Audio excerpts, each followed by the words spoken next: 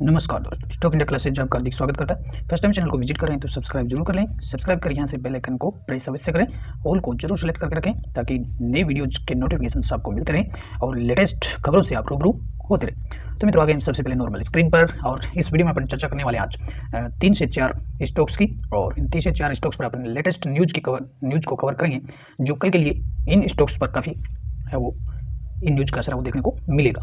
तो सबसे पहले अपन बात कर लेते हैं एयू स्मॉल फाइनेंस बैंक।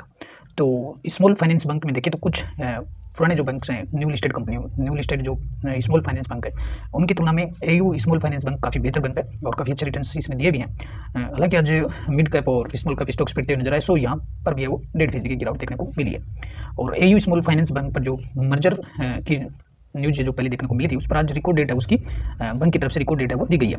तो मर्जर किसका हो रहा था? मर्जर इसमें हो रहा है Fincare small finance bank limited और फिनकेयर स्मॉल फाइनेंस बैंक का एयू स्मॉल फाइनेंस बैंक जो लिमिटेड है, इसमें मर्जर होना है, दोनों एक एंटिटी बनेंगी। तो इसके लिए मर्जर की जो आज जो बोर्ड ऑफ डायरेक्टर्स की जो बैठक थी, उसमें मर्जर को भी अप्रूवल दिया गया है, साथ ही इसमें रिकॉर्ड डेट भी दी गई है। तो मर्जर के लिए जो रिकॉर्ड डेट रखी गई है वो 22 मार्च 2024 है वो रिकॉर्ड डेट रखी गई है। तो इस मर्जर के लिए जो रिकॉर्ड डेट रखी गई for purpose of determining the share holders of small finance bank. तो इसके जो शेयर होल्डर्स होंगे उनको जो किस अनुपात में जो शेयर्स अलॉट होंगे, तो इसमें Fincare small finance bank limited who shall be allotted the shares of AU small finance bank limited in the share exchange ratio, और एक रेशो है वो इस तय किया जाएगा और इस रेशो में ही एयू स्मॉल फाइनेंस बैंक के जो शेयर्स हैं वो इसके शेयर होल्डर्स को मिलने वाले। तो बहरहाल इसमें रिकॉर्ड डेट रखी गई है और रिकॉर्ड डेट से पहले अगर इसको शेयर होल्डर्स जो भी शेयर होल्डर्स होंगे उनको इसका जो न्यू एंटिटी बनेगी उसके शेयर्स हैं उनको जारी होंगे। तो रिकॉर्ड डेट जरूर याद रखें, इसमें 22 मार्च 2024 है इसके लिए रिकॉर्ड डेट रखी गई है। एयू बैंक का अगर पिछला परफॉर्मेंस देखें तो पिछले 6 महीने में इसने कोई बेहतर परफॉर्मेंस नहीं किया। हालांकि स्टॉक्स है वो काफ़ी टूटा है, पिछले 6 महीनों में करीबन 20 से 21% की है वो गिरावट में अब तक स्टॉक देखने को मिला है। हालांकि स्मॉल फाइनेंस बैंकों में काफ़ी बेहतर और बेटर बैंक का वो देखने को मिलता है। अगर स्मॉल फाइनेंस बैंक पर जाना चाहते हैं तो ये एयू है वो काफ़ी बेहतर बैंक आपके लिए हो सकता है। और मित्रों, लेटेस्ट न्यूज़ कवर करेंगे कैफिन टेक्नोलॉजीज, और कैफिन टेक्नोलॉजीज आज 5.5% की गिरावट में देखने को मिला। ऑल ओवर सभी स्टॉक्स में आज है वो 5 से 10% की नॉर्मल गिरावट थी, तो सभी स्टॉक्स में देखने को मिल रही है। तो इस पर कैफिन पर एक न्यूज़ कवर कर लेते हैं। तो इसमें पर एक बड़ी न्यूज़ ये देखने को मिल रही है कि कैफिन का एक जो बड़ा जो शेयर होल्डर्स था कोटक महिंद्रा बैंक, तो आज कोटक महिंद्रा बैंक ने करीबन 211 करोड़ की एक ब्लॉक डील के माध्यम से और इसकी बड़ी संख्या में शेयर्स आज बेचे हैं। और स्टॉक्स जो कैफिन का पिछले 1 महीने में करीबन 10% टूट चुका है और इसमें करीबन कोटक जो महिंद्रा बैंक है वो करीबन इसमें 5% की हिस्सेदारी वो बेचेगा। तो कोटक बैंक ने आज स्टॉक एक्सचेंज को जो सूचना दी इसको उसके अकॉर्डिंग अगर बात करें तो इसने करीबन आज कैफिन टेक्नोलॉजीज के करीबन 34,70,000 शेयर्स आज बेच डाले। ये ओपन मार्केट के द्वारा हुई है ब्लॉक डील और करीबन इसमें 34,70,000 शेयर्स है वो कोटक बैंक ने बेचे हैं। अब ये शेयर्स बेचने के बाद में कैफिन टेक्नोलॉजीज में इसकी जो स्टेक है या यूँ कहीं इसकी जो हिस्सेदारी है, अब हिस्सेदारी है वो करीबन 7.76% और बची है। पहले कितनी थी इसकी इस ब्लॉक डील से पहले, और इनकी कोटक बैंक की हिस्सेदारी करीबन इसमें 9.79% थी और अब भी करीबन है वो 7.76% और बची हुई है। करीबन 2-2.5% है इसमें इन्होंने यहाँ आज ब्लॉक डील के माध्यम से शेयर बेचे, करीबन ये 2% के आसपास बैठता है। तो 2% की हिस्सेदारी आज ब्लॉक डील के माध्यम से बेचे। हालांकि ब्लॉक डील से कोई स्टॉक्स कोई बड़ा टूटा नहीं है और इसमें इतनी तो आज सभी स्टॉक्स में वो गिरावटें चल रही है। ब्लॉक डील का इतना कोई बड़ा असर यहाँ कैफिन पे देखने को मिला नहीं है। और पिछले 5 दिनों का अगर परफॉर्मेंस देखेंगे तो लगातार स्टॉक्स है वो इस सप्ताह में भी सोमवार से स्टॉक्स सभी मिड कैप और स्मॉल कैप स्टॉक्स है वो प्रॉफिट बुकिंग का शिकार होते देखने को मिल रहे हैं। हालांकि पिछले 5 दिन में स्टॉक्स है वो 13% तक करेक्ट हो चुका है। तो अगर एक नज़रिए से देखें तो मार्च का जो महीना है वो एक तरह से मिड कैप और स्मॉल कैप में यहाँ एक बड़ी प्रॉफिट बुकिंग या कहें उसको गिरावट कहें तो ये देखने को मिल रही है। तो इसका एक बड़ा फायदा उठाया जा सकता है कि मार्च में लेकिन अप्रैल में चलेंगे। तो ये तय है कि इन स्टॉक्स है वो काफ़ी मिड कैप्स और स्मॉल कैप स्टॉक्स है वो नॉर्मली 30 से 40% के आसपास करेक्ट होने वाले हैं। और तो यहाँ धीरे धीरे एक्यूमुलेट करते हुए अगर इनको चलेंगे तो अप्रैल में इन पर बड़ा है वो फायदा लिया जा सकता है। और जरूर ये अप्रैल में स्टॉक्स है वो एक जो साइकिलिंग अगर देखते हैं पिछले कई सालों की, तो मार्च में इन स्टॉक्स में मिड कैप और स्मॉल कैप्स में या यूँ कहें कि जो फंड हाउसेज हैं और बड़े जो ट्रेडर्स लोग हैं वो अपनी पोजीशंस को मार्च के एंड तक है वो हल्की करते हैं। और तो अप्रैल में यहाँ एक बड़ी है वो आपको फिर से स्मॉल कैप और मिड कैप में रैली देखने को मिल सकती है। तो इसलिए इन गिरावट का एक फायदा उठाया जा सकता है। स्टॉक्स काफ़ी करेक्शन में आपको उपलब्ध हो रहे हैं और कैफिन एक काफ़ी बेहतर कंपनी है, आप इस पर विचार कर सकते हैं, आप अपनी रिसर्च भी इस पर कर सकते हैं। पिछले 6 महीनों का परफॉर्मेंस देखेंगे तो ठीक ही रहा, यहाँ करीबन 27 से 28% का रिटर्न दिया है। और अगर लॉन्ग टर्म के लिहाज से अगर देखेंगे तो पिछले 1 साल में इसका परफॉर्मेंस वो दमदार रहा है, करीबन वो 100% से ज़्यादा का रेट ना कैफे पर बना। तो स्टॉक्स तो खराब है नहीं, स्टॉक्स का चार्ट भी काफ़ी स्मूथली देखने को मिलता है। और कोटक बैंक जैसे कोटक महिंद्रा बैंक जिस तरह एक बैंक की एक बड़ी होल्डिंग्स इसमें है, तो स्टॉक्स तो कोई खराब है नहीं। तो आप इस पर भी विचार कर सकते हैं। हालांकि स्टॉक्स है वो 10 से 15 13 से 14% ऑलरेडी करेक्ट हो चुका है पिछले 5 दिन में, और आगे भी संभावना है कि इसमें 5 से 10% और करेक्ट हो सकता है। तो धीरे धीरे छोटी छोटी क्वांटिटी में स्टॉक्स को एक्यूमुलेट करते रहे, और मार्च में खरीदा हुआ अप्रैल में फायदा देने वाला है। और बात करेंगे अपन वेदांता पर, और वेदांता भी आज करीबन 2% के आसपास करेक्ट हुआ। वेदांता पर एक अब लेटेस्ट अपडेट न्यूज है वो देखने को मिल रही है कि वेदांता को सेबी ने एक ऑर्डर दिया है कि वो जो ब्रिटेन की जो कंपनी है केयर, तो उसे जो पेमेंट जो डिले हुआ है डिविडेंड्स का, पेमेंट्स ऑफ डिविडेंड्स का जो डिले हुआ है उसके लिए इसे 9.4 बिलियन की इसे पे करेगा। और एक तरह से जो इसमें डिविडेंड का जो पेमेंट था वो डिले किया गया था वेदांता के द्वारा, तो सेबी ने एक ऑर्डर दिया है कि वो केयरन को करीबन 9.4 मिलियन डॉलर्स है वो पे करेगा। तो कल के लिए इसे अपने रडार पर रखें वेदांता को भी। और अब बात करेंगे फार्मा सेक्टर से ग्लेन फार्मा। तो ग्लेन फार्मा के स्टॉक्स आज यहाँ भी 10% दिया गिरावट में देखने को मिला है।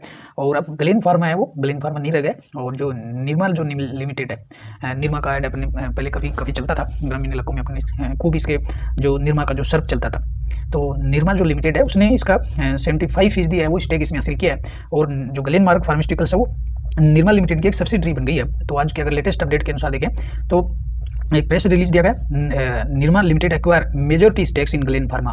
तो इसमें जो निर्मा लिमिटेड है उसने 75% की हिस्सेदारी है वो ग्लेन फार्मा पर करी है। और एक तरह से यूँ कहें कि अब ग्लेन जो मार्क लाइफ साइंसेज है इसमें सबसे बड़े जो प्रमोटर हैं या सबसे बड़ी जो हिस्सेदारी है वो निर्मा लिमिटेड की है, कि निर्मा जो लिमिटेड है इसकी एक प्रमोटर सबसे बड़ा प्रमोटर्स है, और इनकी जो करीबन हिस्सेदारी है वो 75% हिस्सेदारी इन्होंने हासिल की है। तो ये एक बड़ी न्यूज़ है आज इस पर ग्लेन फार्मा पर देखने को मिली। तो ये जो शेयर परचेज एग्रीमेंट हुआ है इसके तहत 75% शेयर्स है वो निर्मा लिमिटेड ने खरीदे हैं। और ये जो निर्मा लिमिटेड के जो मैनेजिंग जो डायरेक्टर हैं हेरेन करशन भाई पटेल, और तो उन्होंने ये कहा है कि आगे की अच्छी संभावनाओं है, अच्छी opportunity, sustainable long term value, तो बिजनेस को आगे काफ़ी एक्सपेंड करेंगे, और ग्लेन मार्क लाइफ साइंसेज को भी और निर्मा लिमिटेड को भी। तो निर्मा जो लिमिटेड है वो एक गुजरात बेस्ड कंपनी है जो इसने ग्लेन फार्मा का अधिग्रहण ही अभी 75% स्टेक से खरीदा। तो एक सबसे बड़े स्टेक होल्डर्स के तौर पर यहाँ देखने को मिल रहे हैं। पिछले 1 महीने का परफॉर्मेंस देखेंगे ग्लेन फार्मा का, तो करीबन 13 से 14% का रिटर्न दिया है। हालांकि जो फार्मा जो सेक्टर है पिछले 3 से 4 महीने में अच्छा परफॉर्म करता है। और निर्मा जो वॉशिंग पाउडर है जो निर्मा लिमिटेड है, जो पेरेंट कंपनी है ग्लेन मार्क लाइफ साइंसेज की, तो इसे अपन सभी बखूब जानते हैं। निर्मा का जो काफ़ी एड पॉपुलर रहा था ये, तो निर्मा लिमिटेड है वो ग्लेन मार्क लाइफ साइंसेज की है वो पेरेंट कंपनी बन गई है। एक तरह से ग्लेन मार्क है वो इसका निर्मा सबसे बड़ा स्टेक होल्डर्स के तौर पर उभर करके आया है। और मैं तो बात करेंगे ईवी सेक्टर से सर्वोटेक पावर सिस्टम्स की। सर्वोटेक पावर का स्टॉक्स आज करीबन 5% का लोअर सर्किट देखने को यहाँ मिला है, और ये स्टॉक्स है वो अब काफ़ी है वो डाउन में आपको यहाँ देखने को मिल रहा है। और इसके अगर स्टॉक्स अगर ऑल टाइम हाई से देखें तो 95 का इसका ही रहा है, और 95 से स्टॉक्स अब करेक्ट होकर के 78 पर देखने को मिल रहा है। तो इस कंपनी में एक काफ़ी बड़ा भविष्य है, और इसमें लेटेस्ट अपडेट है वो लगातार कंपनी दे रही है। और इलेक्ट्रिक जो वाहन जो होते हैं, इलेक्ट्रिक वाहनों के लिए कंपनी चार्जर बनाने का काम करती है। तो इस कंपनी ने एक ज़बरदस्त प्लान है वो रखा है, और 2 दिन पहले इस कंपनी ने एक ईवी चार्जर्स की मैन्युफैक्चरिंग के लिए इन्होंने एक प्लांट इस्टेब्लिश किया है, जो 2 दिन पहले की न्यूज़ थी। लेकिन आज भी इस पर एक लेटेस्ट अपडेट है, उसकी बात भी करेंगे। अपन पहले पुरानी न्यूज़ को कवर कर लेते हैं। तो सर्वोटेक जो पावर सिस्टम्स जो लिमिटेड है वो ईवी जो गाड़ियाँ होती हैं, इलेक्ट्रॉनिक व्हीकल्स हैं, उनके लिए जो चार्जर्स चाहिए जगह जगह, जिस तरह से जगह जगह पेट्रोल पंप होते हैं, तो पेट्रोल पंप्स की जगह अब ईवी चार्जर इस्टेब्लिश होने वाले हैं। तो ये कंपनी ईवी चार्जर बनाने का काम करती है, और इसके लिए इन्होंने एक प्रमुख जो अंतर्राष्ट्रीय कंपनी उसके साथ एक टेक्निकल साझेदारी की है। और इस साझेदारी के तहत कंपनी है वो मैन्युफैक्चरिंग प्लांट इस्टेब्लिश कर रही है।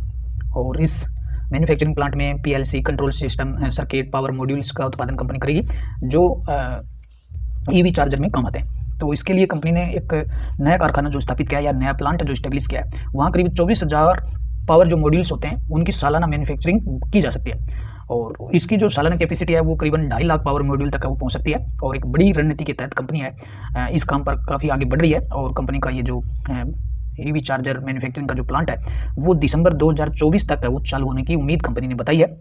और सर्वोटेक पावर सिस्टम के अनुसार ये जो इन्होंने न्यू इनोवेशन किया है, ये एक तरह से कंपनी अभी जो कई जो ईवी चार्जर के लिए जो कंपोनेंट्स हैं वो कंपनी इंपोर्ट करती है। तो इंपोर्ट करती है तो कंपनी का खर्चा भी काफ़ी बढ़ता है। तो अभी ये जो प्लांट अगर इंडिया में ही चालू होगा दिसंबर 2024 तक, तो इससे कंपनी का जो इम्पोर्ट निर्भरता है वो काफ़ी कम होगी। और मेक इन इंडिया प्रोग्राम के तहत कंपनी है वो ये जो कंपोनेंट बनाएगी, इससे कंपनी का काफ़ी रेवेन्यू कंपनी का बढ़ेगा, क्योंकि इनका इंपोर्ट है वो कम होने वाला है और इंपोर्ट का खर्चा भी काफ़ी कम हो जाएगा। तो इससे कंपनी का काफ़ी रेवेन्यू बढ़ के आने वाला है। तो दिसंबर 24 तक ये प्लांट है वो चालू होने की पूरी संभावना कंपनी ने बताई है। तो ईवी गाड़ियाँ दौड़ेंगी सड़कों पे, तो चार्जर तो चाहिए। इसके लिए इस कंपनी को काफ़ी बड़ा फायदा पहुंच सकता है। और अब लेटेस्ट आज की बात कर लेते हैं। तो आज 12 मार्च के डे में सर्वोटेक ने एक एक्सचेंज को दी सूचनाओं में एक न्यू लेटेस्ट सूचना इन्होंने दी है।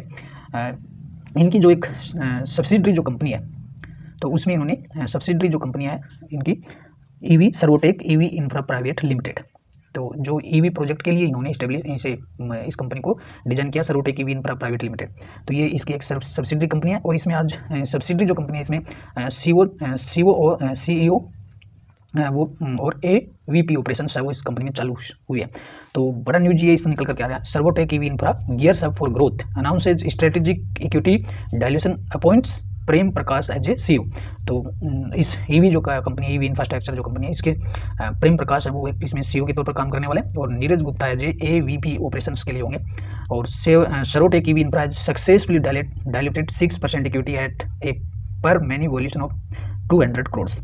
करीबन इसमें जो इनकी ये ईवी इंफ्रा जो कंपनी, इसमें करीबन 200 करोड़ तक का इन्वेस्टमेंट है वो इस कंपनी में इसमें करने वाले, इनकी जो सब्सिडरी कंपनी है। और इसमें जो इसके CEO हैं प्रेम प्रकाश, वो इसमें CEO के तौर पर है वो काम करने वाले हैं। तो इसमें देखिए तो कंपनी का एक बड़ा सर्वोटेक ईवी इंफ्रा है वो इनकी एक सब्सिडरी कंपनी है जो ईवी चार्जर और सोलर प्रोडक्ट मैन्युफैक्चरिंग करती है। तो इस प्लान के तहत कंपनी है वो नए इसमें ईवी चार्जर्स को सपोर्ट देने के लिए और ये कंपनी है वो इस्टेब्लिश की गई है, और इसमें नए CEO जो है वो कार्य करने लगे हैं। तो ये एक जो कंपनी ने नया प्लांट इस्टेब्लिश किया है और इसमें नए CEOs की नियुक्ति भी है। तो आने वाले टाइम में कंपनी प्रॉपर रूप से ये काम करेगी और ईवीज इनकी जो प्रोडक्शन क्षमता है काफ़ी आगे बढ़ते हुए देखने को मिलेंगे। पिछले एक महीने का परफॉर्मेंस देखेंगे तो सर्वोटेक का परफॉर्मेंस है वो डाउन देखने को मिला, 18% की गिरावट है यहाँ देखने को मिल रही है। स्टॉक्स है वो काफ़ी दौड़ चुका है, तो यहाँ भी करेक्शन है वो आते हुए देखने को मिल रहा है। दौड़ा क्या, बहुत तेज़ी से दौड़ा स्टॉक्स।